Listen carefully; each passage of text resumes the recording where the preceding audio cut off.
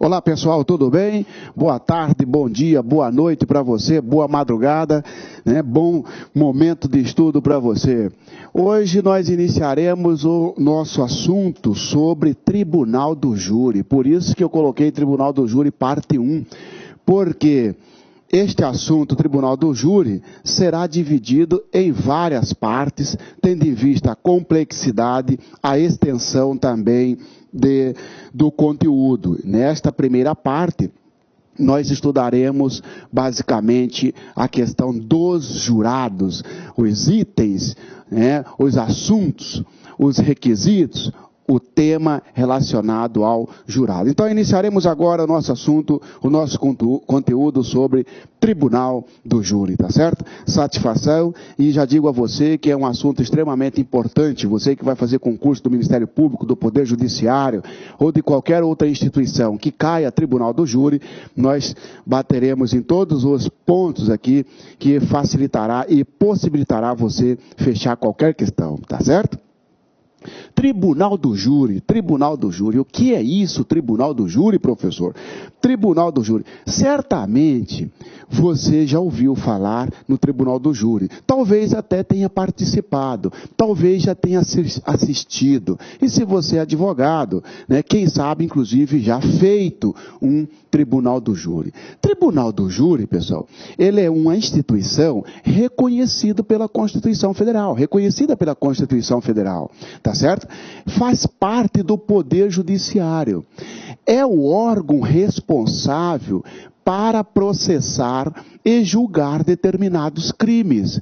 Quais são esses crimes? É o órgão do Poder Judiciário responsável ou que tem a competência para julgar os crimes dolosos contra a vida. Isso mesmo, a competência do Tribunal do Júri é julgar os crimes dolosos contra a vida. Sim, professor, o que é isso?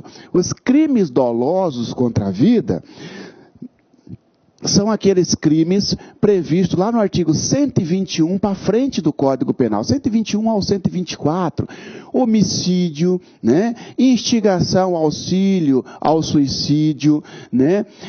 Infanticídio, aborto, esses crimes são julgados pelo Tribunal do Júri, tá certo? Então, crimes dolosos contra a vida e conexo é a competência do Tribunal do Júri. Tribunal do Júri é uma instituição reconhecida pela Constituição Federal, lá no artigo 5º, inciso 38 da CF, a linha ABCD, né? ABCD, a instituição do Tribunal do Júri, né?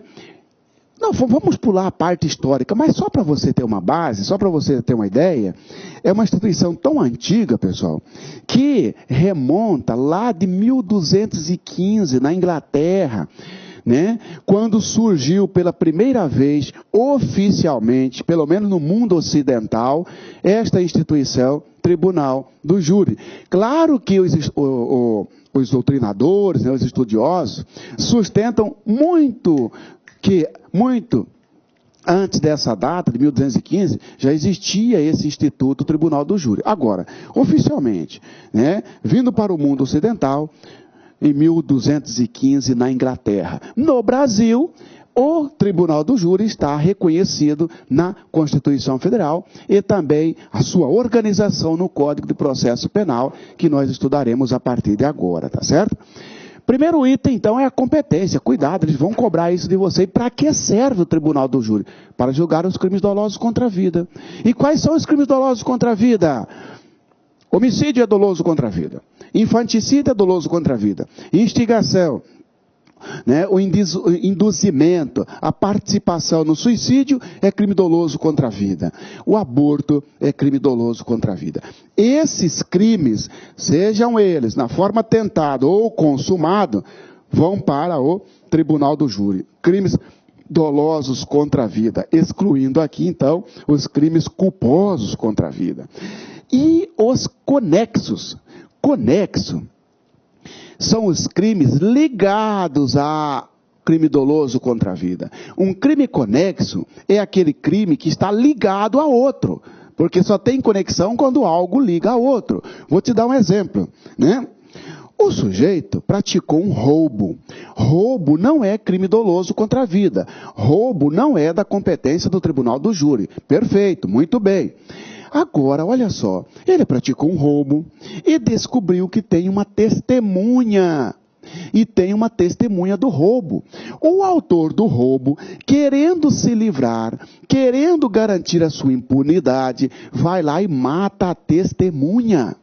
Opa, matar a testemunha, a morte da testemunha é um crime doloso contra a vida.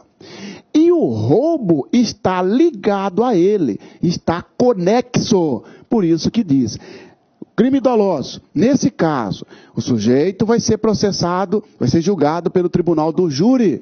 E o roubo também vai para o tribunal do júri, porque está conexo, está em conexão com o crime doloso contra a vida, qual seja o homicídio, porque ele matou a testemunha com a finalidade de garantir a sua impunidade. E aí é uma conexão. Então, muito cuidado, né? Os crimes dolosos contra a vida, vírgula, excluindo os conexos, falso. Os crimes dolosos contra a vida, e se aparecer na sua questão, na sua alternativa, compete ao tribunal do júri. Letra A. Os crimes dolosos e culposos contra a vida, falso. Os crimes punidos com reclusão, falso. Né? Não tem nada a ver, não é assim que se considera. Os crimes dolosos contra a vida e os conexos. Correto, tá certo? O conexo é um crime que não é doloso contra a vida, mas o crime doloso contra a vida acaba puxando ele para o júri. O sujeito matou a testemunha do roubo. Né? A testemunha era importante para esclarecer o roubo, ele matou a testemunha.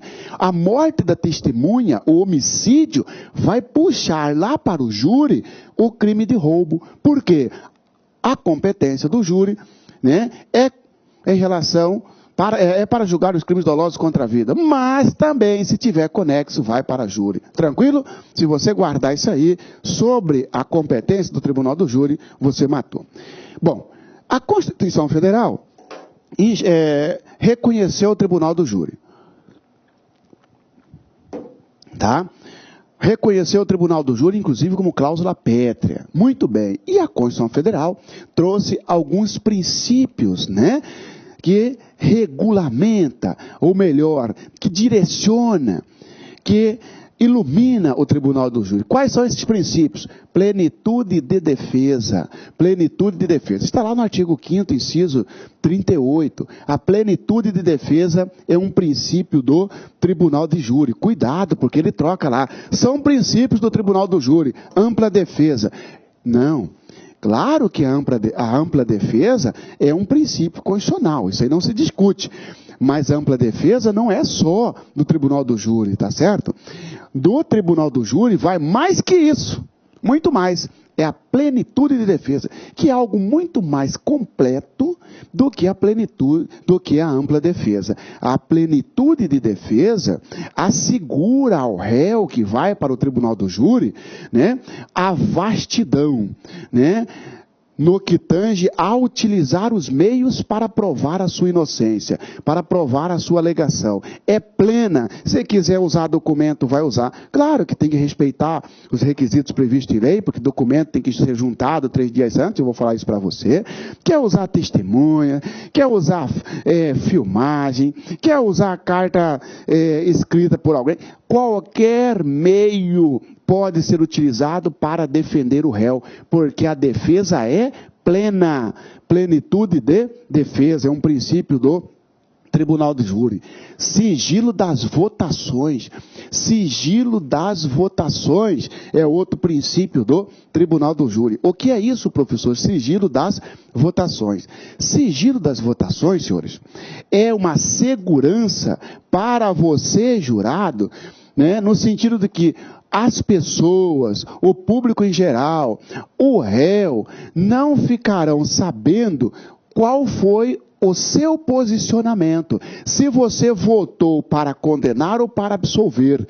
É por isso que a votação é numa sala secreta. Nós veremos isso, né? É numa sala secreta, onde estarão apenas os 7 jurados, o juiz, o promotor de justiça ou a promotora, o advogado e 2 oficiais de justiça. E as portas estarão fechadas, né? O público não verá a votação, tá certo? Provavelmente, se você já participou de um tribunal do júri, você deve ter visto que chegou o momento que a juíza falou assim: agora nós vamos para a sala secreta.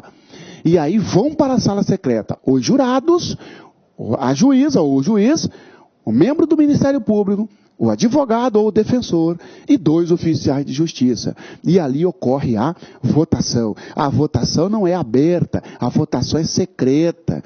De forma que o que o jurado votou, se votou sim ou não, ninguém vai saber quem votou sim ou quem votou não. Tá certo? Isso é sigilo das votações. Claro, pessoal, imagina se não tivesse sigilo das votações. E o jurado que encarasse um processo, por exemplo, de um sujeito perigoso, né? E se ele tivesse que manifestar o seu voto, certamente ele ficaria temeroso em condenar, mesmo sabendo, mesmo convicto de que o sujeito era culpado, de que o sujeito é culpado. Por quê? Porque seria aberto, seria público, cuidado, sigilo das votações. Se ele colocar publicidade das votações, você coloca falso, tá? Também é princípio do Tribunal do Júri, soberania dos veredictos. Soberania dos veredictos é outro princípio que rege o Tribunal do Júri, princípio constitucional. Quer dizer o que é isso aí, professor? Quer dizer o seguinte, que o que os jurados decidiram, seja para condenar ou para absolver, é soberano. Não cabe ao tribunal reformar. Por exemplo, né? O jurado, ele está na primeira instância, tá? Os jurados estão na primeira instância. Na segunda instância, tem o Tribunal de Justiça. O meu cliente foi condenado aqui pelos jurados. Pode, Marciano, você recorrer para o Tribunal de Justiça, para o Tribunal de Justiça absolver? Negativo. Pode até recorrer para anular o julgamento, porque foi contra a prova dos autos, porque teve uma situação de nulidade ou coisa parecida. Mas eu não posso mais questionar se é inocente. Por quê? Porque não cabe ao Tribunal de Justiça reformar a decisão dos jurados. Por quê? Porque os jurados ganhou da Constituição Federal uma garantia denominada de soberania do que vocês decidirem. O que vocês decidirem, né, será considerado soberano, imutável, tá certo? Claro, senhores, né? Agora vamos imaginar o seguinte, Marcelo. Os jurados condenaram o sujeito, porque tinha uma testemunha que foi depor e falou que realmente o sujeito era culpado, que reconheceu e tudo mais. E os jurados condenaram. Futuramente, 2, 3, 10 anos depois, sabe-se quantos anos, não interessa, a mesma testemunha agora comparece na presença do juiz e fala: juiz, eu equivoquei, na verdade eu menti, na verdade eu não... aquele depoimento que eu dei não é verdadeiro. Aí sim, nessa hipótese, poderá o Tribunal de Justiça reformar o que os jurados disseram. Mas porque surgiu uma prova nova, isso é chamada de revisão criminal. Tudo bem, a revisão criminal, né, se aparecer uma prova nova da inocência do sujeito, por exemplo, a testemunha agora voltou ao seu depoimento, retratou, né, usando o pleonasmo vicioso, vamos dizer, voltou atrás, né, para usar o pleonasmo vicioso, para ficar bem fincado mesmo, ou seja, ela retratou, dizendo: oh, na verdade eu me equivoquei, eu menti, sei lá. Aí sim, aí só nesta hipótese poderá o tribunal, através de uma revisão criminal, absolver o réu. Tá certo? Fora disso, a soberania dos veredictos é um instituto, melhor, é um princípio constitucional Federal e quer dizer o seguinte: o que os jurados decidiram está decidido, tá certo? Não compete às instâncias superiores, nem o Supremo, Marciano, nem a Suprema Corte pode reformar a decisão dos jurados lá do menor município do Brasil, né? Nem a Suprema Corte, o Supremo Tribunal Federal poderá, porque é soberano, tá certo? E o último princípio volta a falar da competência, né? A Constituição Federal definiu a competência do Tribunal do Júri para julgar os crimes dolosos contra a vida. E aí nós acrescentamos os conexos, né? Crimes dolosos contra a vida são aqueles crimes previstos lá no artigo 121 ao 124 do Código Penal, que eu já falei para os senhores: infanticídio, homicídio, né? Olha aqui, ó. Homicídio, induzimento, instigação, auxílio ao suicídio, o infanticídio e o aborto.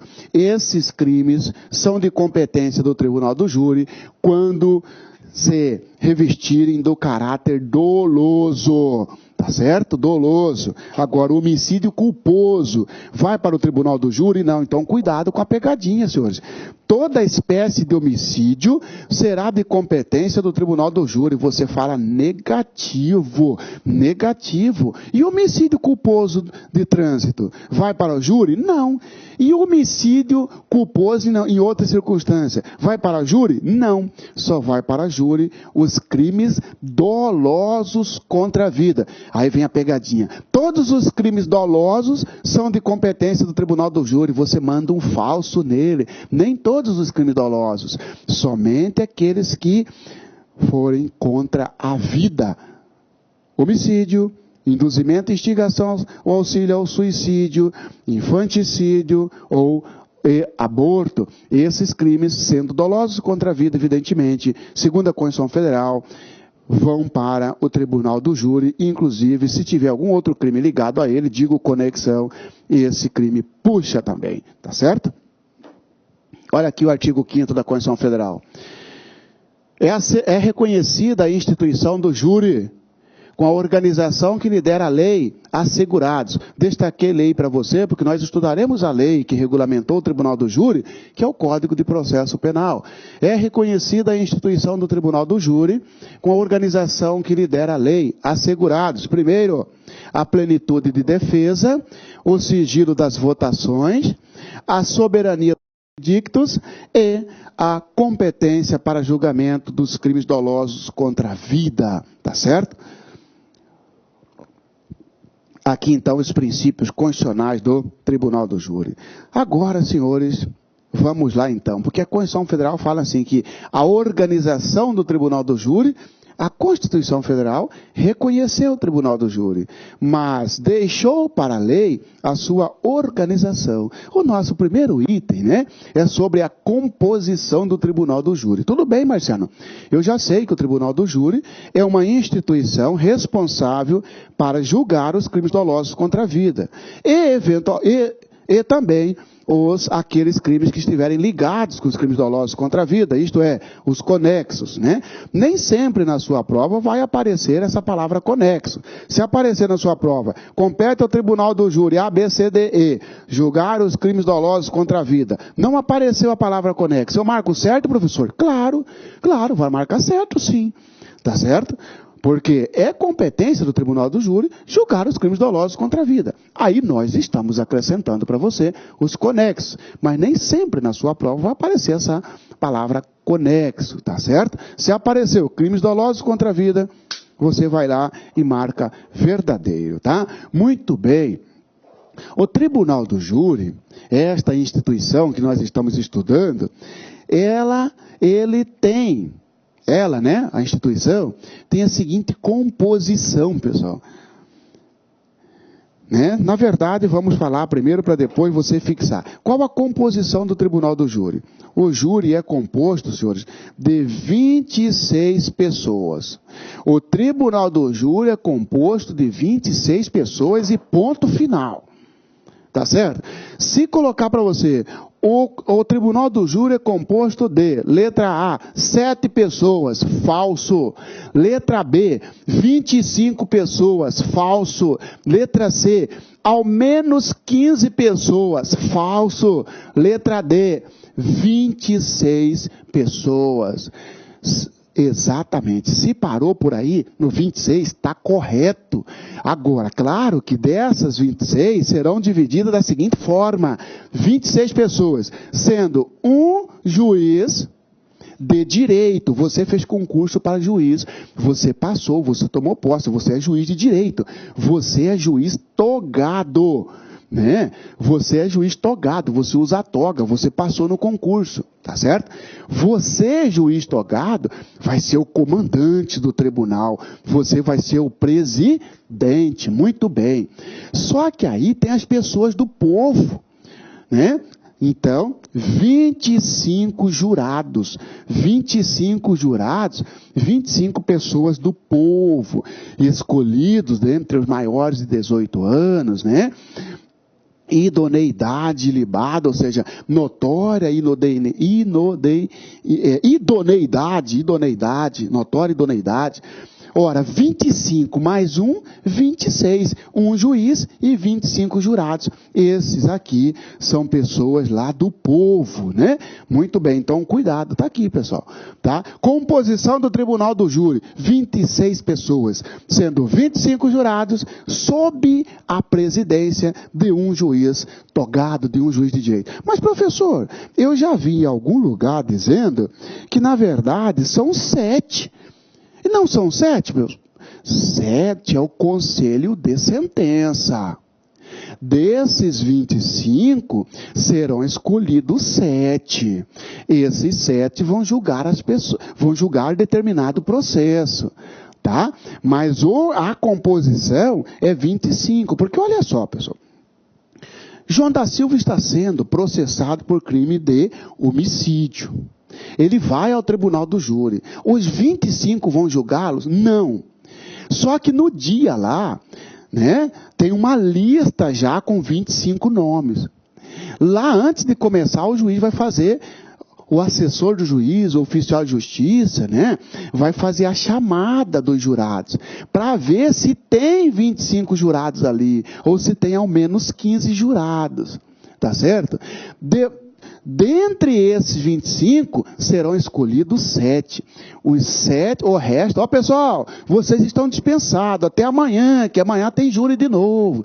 Aí vocês terão que voltar aqui, tá bom? Vocês estão dispensados. E 7 fica lá, ó, o dia inteiro para julgar uma pessoa. Mas a composição, 26, sendo 25 jurados e um juiz togado, tá certo? Tá? Muito cuidado com isso, tá, pessoal? Não posso marcar que a composição do tribunal do júri é 7 pessoas. Não, 26, sendo um juiz togado, que é o presidente, e 25 jurados. Olha aqui, artigo 447 do Código de Processo Penal. O tribunal do júri é composto por um juiz togado, que é o seu presidente, e por 25 jurados, que serão sorteados dentre alistados 7 dos... Senhores, o tribunal do júri é composto por um juiz togado, seu presidente, e por 25 jurados, que serão sorteados dentre os alistados. Nós estudaremos aqui o alistamento dos jurados. 7 dos quais constituirão o conselho de sentença em cada sessão de julgamento. Para cada processo, desses 25, serão escolhidos 7. Por isso que vão lá os 25, ou no mínimo 15, né? Pode faltar alguns. Tá? Pode faltar alguns. Tudo isso eu vou falar lá para frente. Composição 25. Aí será sorteado, ou serão sorteados, melhor, 7 pessoas. Aí o juiz fala pro resto, ó, vocês estão liberados. Mas não esqueçam que amanhã tem de novo. Terão que voltar aqui para novo sorteio. Cada processo vai exigir um conselho de sentença. O conselho de sentença que possui 7 jurados. Mas o tribunal do júri compõe-se de 25 jurados, mais um juiz presidente. Porque, será composto pelo juiz presidente mais 25, dos quais, dos 25, serão escolhidos 7 que formará o conselho de sentença. São aqueles 7 que ficam sentados lá escutando o Ministério Público, escutando a defesa. São aqueles 7 que depois vão lá para a sala secreta votar. Esses 7 formam o conselho de sentença. Eles fazem parte, evidentemente, dos 25 jurados, da composição. Tá certo? Olha aqui. É isso aqui. Ó. O tribunal do júri tem 26 pessoas, compõe-se de 26 pessoas, sendo um juiz presidente. Este juiz aqui é o togado, é o juiz concursado, 25 jurados. Desses 25, 7 serão escolhidos para formar o conselho de sentença. Então, depende da pergunta para você responder. O conselho de sentença será formado por 25 pessoas. Olha que sacanagem. O conselho de sentença será formado por 25 pessoas. Você olha assim, você vai dar risada. Fala, tá de sacanagem comigo, examinador? Você está de sacanagem comigo? O conselho de sentença não é formado por 25 jurados. O conselho de sentença é formado por 7 jurados, escolhido dentre os 25. Tá?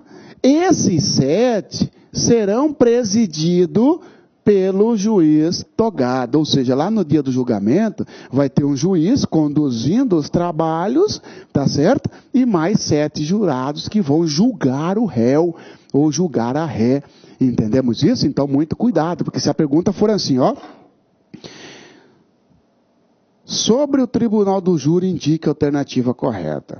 O tribunal do júri é composto por 7 pessoas. Falso ou verdadeiro? Falso. O tribunal do júri não é composto por 7 pessoas. Letra B. O conselho de sentença é composto por 25 jurados.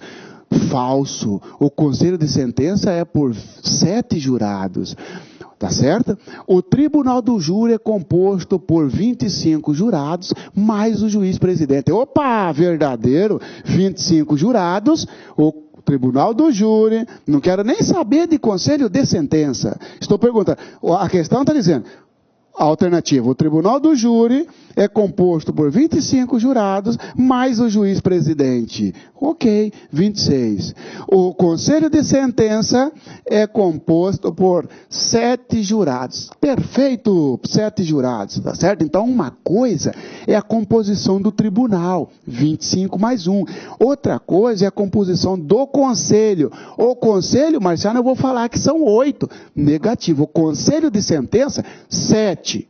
Que será presidido pelo juiz presidente, mas o conselho é 7. Eu sou advogado, né? Na hora que eu estiver falando, na hora que eu estiver sustentando a minha defesa, e você é Ministério Público, você, na hora que estiver sustentando a sua acusação, você vai estar falando para 7 pessoas. Você está falando para conselho de sentença. Vem a minha vez, advogado. Eu estarei falando para 7 pessoas, para o conselho de sentença. Tranquilo? Tá? Agora vamos falar sobre essa figura do jurado. Tá? Você vai ser servidor do Poder Judiciário, você vai ser juiz, você vai ser promotor, ou você vai ser servidor, né? Ou para aquele concurso que cai Tribunal do Júri, por exemplo, Defensoria Pública, né? Ou então, alguns concursos de polícia. Ora, se cair Tribunal do Júri, você tem que saber tudo sobre jurado. Porque você já tem um conhecimento básico, que jurado é aquele cidadão, né? É aquele qualquer do povo, é um leigo, né? Que é convocado para prestar um serviço. Esse serviço é julgar o seu semelhante. Muito bem. O que é este cidadão, esta figura jurado? Tá?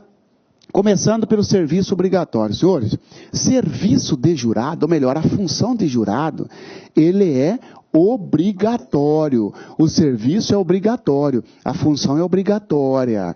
De forma que se você foi convocado, você está obrigado a comparecer, você está obrigado a atuar como jurado. Claro que tem as hipóteses que poderá ter afastar, tem as hipóteses que poderão ter liberar, que nós falaremos aqui, mas em regra, O serviço é obrigatório. Primeiro, então, aqui nós já podemos recusar uma alternativa que, porventura, venha a dizer que o serviço de jurado, a função de jurado é facultativa, vírgula, podendo funcionando apenas aqueles que alistarem voluntariamente. Negativo. Mesmo que você não foi voluntário. Você, por exemplo, é professor, né? Certamente o juiz da sua comarca, né, vai mandar um ofício lá para a sua escola falando assim, ó, ô escola, encaminha a relação dos professores que você tem aí, encaminha a relação dos servidores que você tem aí, ó. Para quê? Já para jogar você na lista dos jurados que vão trabalhar ano que vem. Entendeu? É sempre assim, forma uma lista no ano anterior, no ano seguinte, aquele pessoal que foram alistados, seja voluntariamente ou compulsoriamente, vão trabalhar no próximo ano como jurado. O serviço de jurado é obrigatório, a função é obrigatória, coloquei obrigatória aqui, mas porque eu me referi à função. Na verdade, aqui é obrigatório, serviço obrigatório, tá certo? Tá? Requisitos para ser jurado. Requisito para ser jurado. Maior de 80, ó. Maior de 80. Claro que não, professor. Maior de 18 anos e notória idoneidade. Maior de 18 anos e notória idoneidade. Ou seja, né? Primeiro requisito é quanto à idade. O segundo é quanto ao subjetivo, né? Fica meio que subjetivo porque, ó, notória idoneidade, apesar de que o CPP não disse o que é notória idoneidade, mas é aquele cidadão, aquela pessoa que não tem envolvimento, evidentemente, com crimes. Ora, como é que vai colocar um sujeito que já foi condenado para julgar o outro? O sujeito está respondendo aí a vários processos, inclusive por homicídio. Como é que ele vai julgar o outro? Tá certo? Então são os dois requisitos. Maior de 18 anos e notória idoneidade. Não interessa o grau de instrução. Tem que ser só nível superior, professor? Não interessa o grau de instrução. Aliás, se você que tem nível médio, né, foi impedido de ser jurado porque você não tinha nível superior, isto é vedado, isto não pode, isso é discriminação, negativo, independentemente do grau de instrução. É só dois requisitos, maior de 18 e notória idoneidade, tá certo? Outro requisito, outro item, vedação à discriminação. Opa, o CPP vedou a discriminação no que tange ao jurado. Porque olha só, pessoal, o serviço é obrigatório, mas nada impede, por exemplo, da sua comarca, né, lá do mês de julho, agosto, né, setembro, lançou um convite para as pessoas, para a comunidade. Ó, pessoal, quem quiser ser jurado ano que vem, venha aqui no fórum, traga o seu nome, o seu endereço e a sua profissão. Faça a sua inscrição, que nós vamos sortear tantos jurados para compor a lista. Você foi lá, falou, quero ser jurado. Né? Quero ser jurado. Tem muitas comarcas hoje, em que, na verdade, apesar do serviço ser obrigatório, mas a pessoa vai lá voluntariamente. Olha, eu quero ser jurado. Entendeu? Muito bem. Senhores, aí chega lá para ser jurado, para alistar, o servidor do fórum, né, o assessor do juiz, fala assim, não, você não pode porque você é branco, porque você é negro, por causa que nós só estamos alistando masculino ou feminino, ou porque a sua religião é tal, ou porque você não tem nível superior, ou porque você só tem nível fundamental. Negativo, ele não pode ser excluído. Apesar de ser um serviço obrigatório, mas também é um direito dele ser jurado, se ele quiser. Não pode ser excluído em razão de raça, cor, né, sexo, grau de instrução. Negativo, tá certo? Porque senão estará discriminando. Então, vedação à discriminação. Recusa injustificada. Não é obrigatório o serviço? É.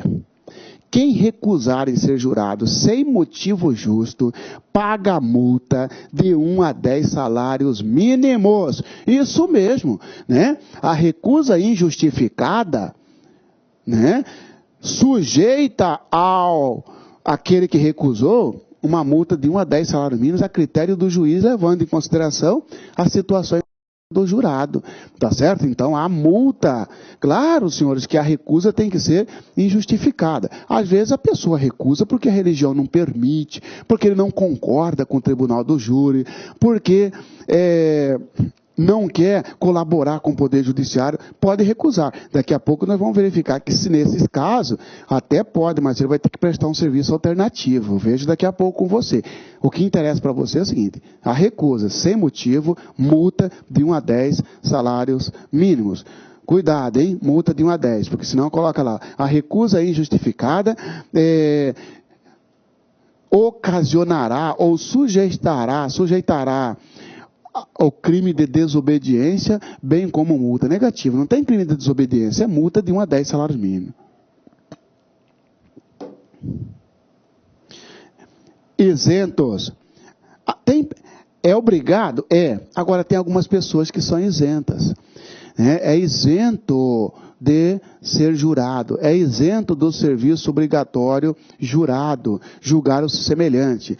Presidente da República, os ministros de estados, os governadores. Olá, meus amigos, minhas amigas, tudo bem? E aí, gostou da aula do professor?